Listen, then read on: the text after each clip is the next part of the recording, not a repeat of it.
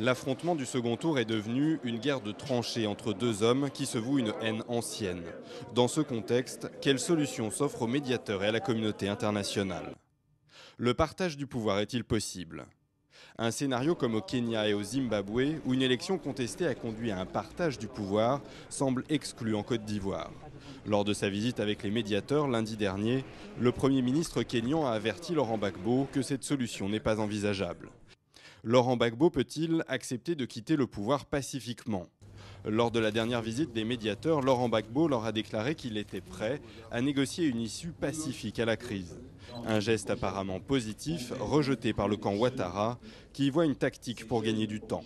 Et les proches de Laurent Gbagbo ont bien précisé qu'une issue pacifique ne signifiait en aucun cas son départ du pouvoir. Dans ce contexte, le statu quo est-il tenable?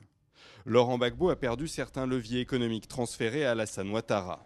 L'enjeu pour lui est de réussir à faire fonctionner le pays et surtout de payer les fonctionnaires. Alassane Ouattara, de son côté, vit toujours retranché au Golf Hotel. Même protégé par les casques bleus de l'ONU, lui et ses partisans ne pourront y rester indéfiniment.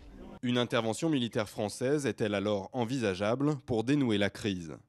Mardi, Nicolas Sarkozy l'a exclu. Très en pointe dans cette crise, il veut aussi éviter une reprise des violences anti-françaises qui avaient suivi l'intervention de l'armée en 2004.